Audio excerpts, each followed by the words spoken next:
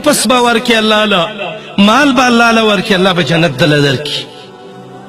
مصعب بن عمیر اغا نوجوان چه پا مدینه منوره که ده مصعب بن عمیر گنده لباس چانه ده چله مقام احد که مصعب بن عمیر شهید کیگی صحابه رال یا رسول الله ده مدینه نوجوان مصعب بن عمیر شهید شوه ده کفن نشته ده که سر پټ کو خپی اخکاری او که خپی پټی کو سر اخکاری چو کو دس یو عجیب قربانی ورکړی ده د الله نبی ورته وایي غطوا بها راسه واجعلوا على رجليه الاسخر سر ولا پټ کوي په خیر د خپو باندې ولا سرګړی واچوي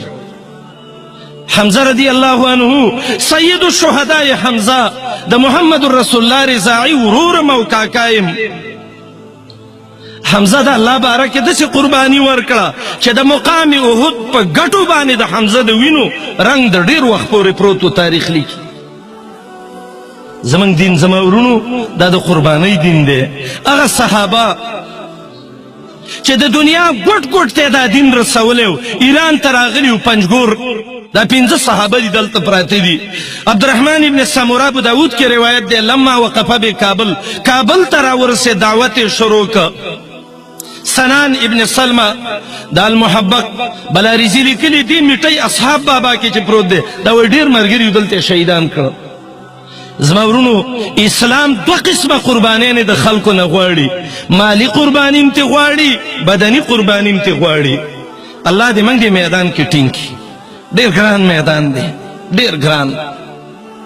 ایو عالم وی چې کله لا اله الا الله ویما دا بدن مې ولړزیږي کې بین مشکلات لا اله چې زه د لا اله الا الله دا مشکلات وینم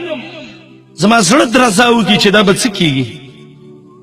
مومن با جیلم ورکی دیلا مومن با اینم ورکی مومن با بچیم قربانی کئی مومن با اولادم قربانی کئی مومن با خزم کنڈا کئی بچی بم یتیمانان کئی خدا اللہ دا پارا بدا قربانی مومن پیش کئی دا وعدا دا لوز اللہ دا مومن ناغستے ان اللہ اشترى من المؤمنین انفسهم و اموالهم بان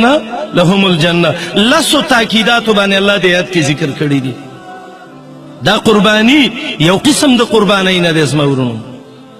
باید چې موږ د نفس سره قربانی وکړو د شیطان سره مقابله وکړو قربانی وکړو د الله دپاره په دې خپل بدن قربانی وکړو په دې مال باندې قربانی وکړو اخلاص ځان کې پیدا کړو الله دې دا صفت ما کې هم راولي